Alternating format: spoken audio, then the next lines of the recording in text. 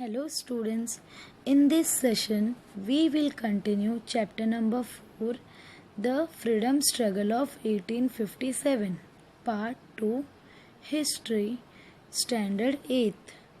In the previous session we have covered the following topics: the struggle before the 1857 and the causes of the struggle of 1857. Today we will cover the following topics: scope of the struggle, leadership of the struggle, causes of failure of the struggle, and consequences of freedom struggle. So students, let's begin with scope of the struggle. Scope here it means extent, boundaries and area. So, after hearing about the death of the Mangal Pandey, Indian sepoys marched towards Delhi. As we have studied about this in the last session, and they handed over the leadership of freedom struggle to the Mughal Emperor Bahadur Shah.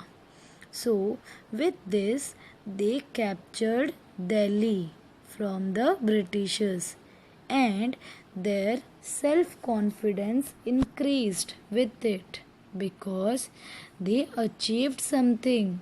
Now it gave encouragement to other soldiers also, and the revolt soon spread in North India also.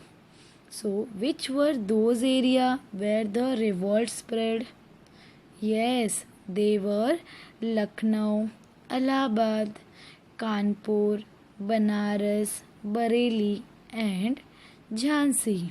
So, all the places you can see on the given map. And after, students, after spreading the North India, the revolt also spread to the South India. In the revolt, Chhatrapati Pratap Singh of Satara. Students, you have studied about Chhatrapati Pratap Singh in third lesson. Okay.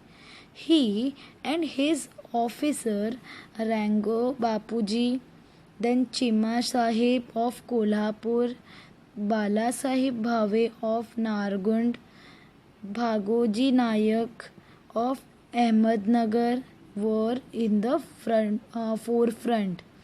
It means they were the main leaders, and Royal Queen of Peth, then Sargana from Nashik district also participated in the struggle. Students, Peth is a locality in the city of Pune and which was established during Marathas and Peshwa rule. In 1857, under the leadership of Khazar Singh, the Bhils revolted, whereas Shankar Shah led the revolt in Satpura region.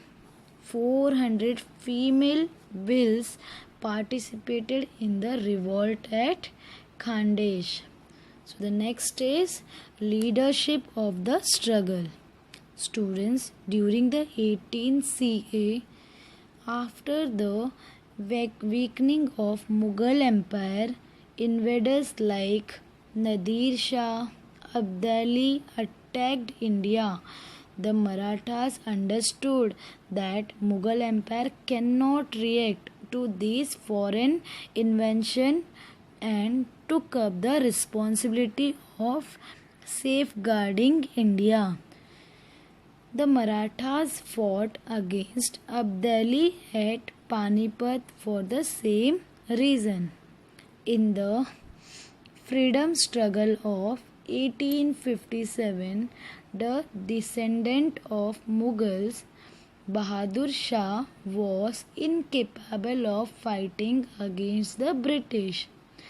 Understanding the condition, Nana Sahib Peshwa, Rani Lakshmibai of Jhansi and Tatya Tope took up the charge of the freedom struggle of 1857. Its effect could be seen on the Hindu-Muslim unity in this struggle. Maulvi Ahmad Allah Kunwar Singh, then Mughal commander Bakht Khan Begum Hazrat Mahal led the revolt in various regions. You know, the nature of revolt in Delhi, Kanpur, Lucknow, Jhansi, West Bihar was more fierce. Now the next is crushing of the struggle. The whole Indians fought against the British, including soldiers, zamindar, kings, commanders, and even the common people. The Indian sepoys started the freedom struggle before the fixed time. Initially, they succeeded, but military strength and administration of British rule was vast. The British crushed down the struggle by all means. Then what happened? The British made quick recovery, and within the next 6 months they regained the lost territories. Rani Lakshmibai, Kunwar Singh, then Ahmadullah laid their lives. Then Bahadur Shah was imprisoned at Rangoon. Nana Sahib and Begum Hazrat Mahal took shelter in Nepal. Tatya Tope fought next 10 months against the British. But what happened? Due to the betrayal, he was caught and hanged to death. In this way, what happened? By the end of the 1858, the British ruthlessly crushed down the struggle. Even though struggle began with the discontent among Indian soldiers, but later the peasants, artisans, common people, tribes came together to fight against the British. Means they all came together to fight against the British. In this rebellion, Hindus and Muslims stood up with a great force. Their common aim was overthrowing the British from India. Means they all were thinking to overthrow the British from India. They all came together. Yes, there was an inspiration of gaining independence behind this struggle, and therefore this freedom struggle gained a national form. But what happened, student? The struggle of 1857 became unsuccessful due to the following reason. Now, so what was the causes behind that? We will see that.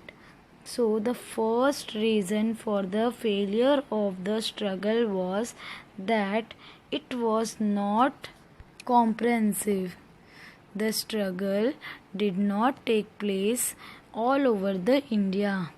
Its intensity was more severe in North India, but Rajputana, Punjab, even some parts of Bengal and northwest India remained aloof. It means they did not participate in this.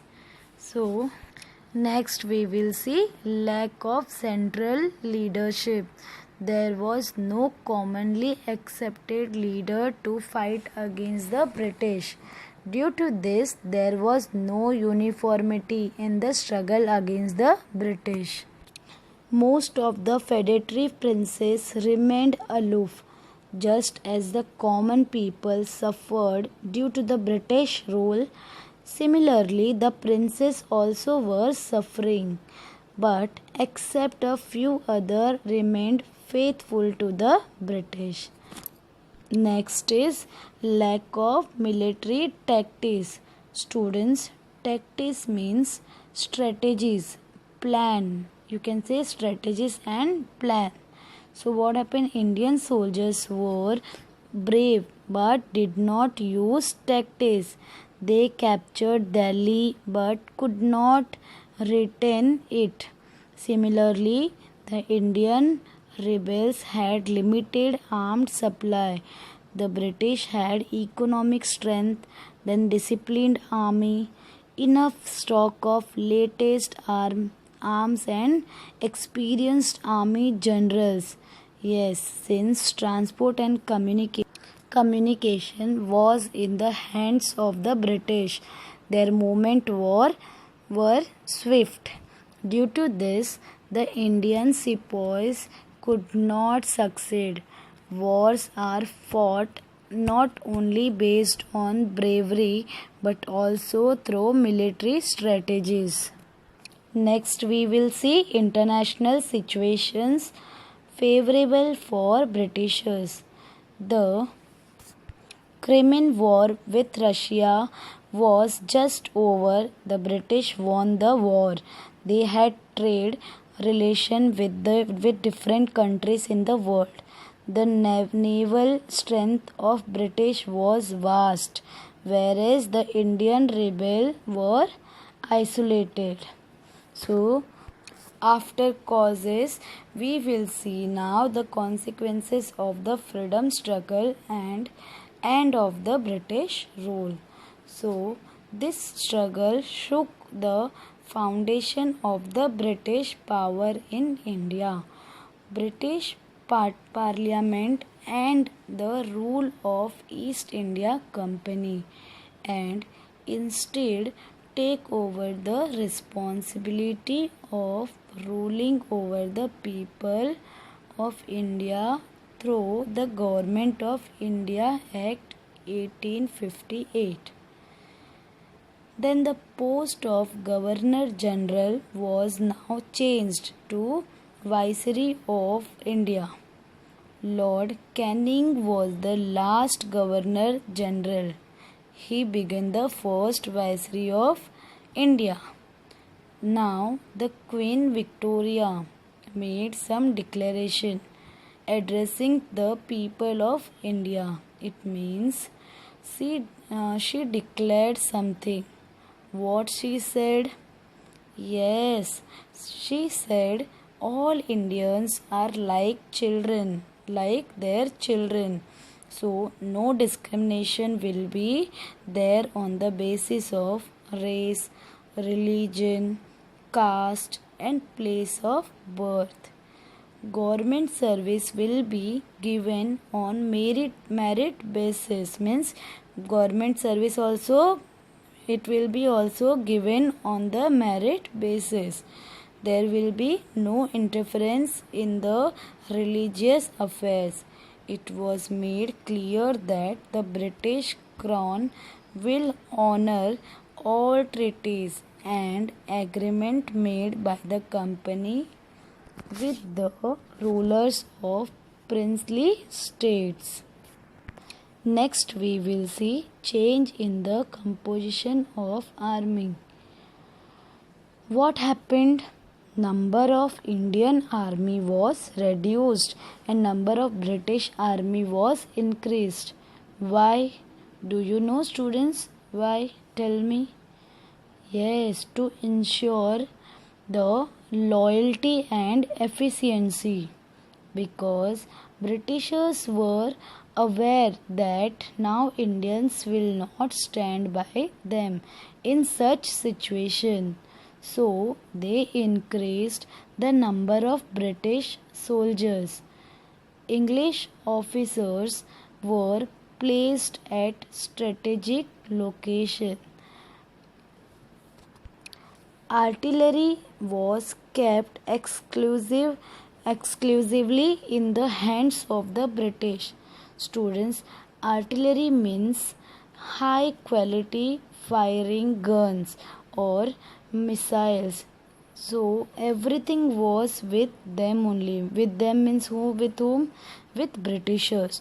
There was divisions of military on the basis of the caste. So now what you have understood means they have indirectly taken, they have given increased the number of the British army and they reduced the Indian army. Now next we will see, next is the change in policy. Now what the Britishers did, they changed their policy towards Indian. They accepted the policy of non-interference in social and religious aspects of Indians. They also started taking care that the Indian society will not be united on social grounds. They adopted the policy of polluting the minds of Indians by following the divide and rule policy. So, what they did for that? For this, they tried that there would be constant conflicts between among people on the basis of caste, religion, race, etc. So we can see that due to the freedom struggle of 1857, the Indians felt of giving a united fight against the British rule. The freedom struggle of 1857 became an inspiration of the Indian freedom movement. So students, that's all for today. Our chapter is over. So we covered the events of 1857, then what was the causes, what was the consequences, and what were the failure of this struggle. Okay, thank you so much. Watch the video carefully and write down your doubts. Okay student, then we will discuss in the doubt clearing session. Thank you so much. Stay home, stay safe. Once again, thank you students.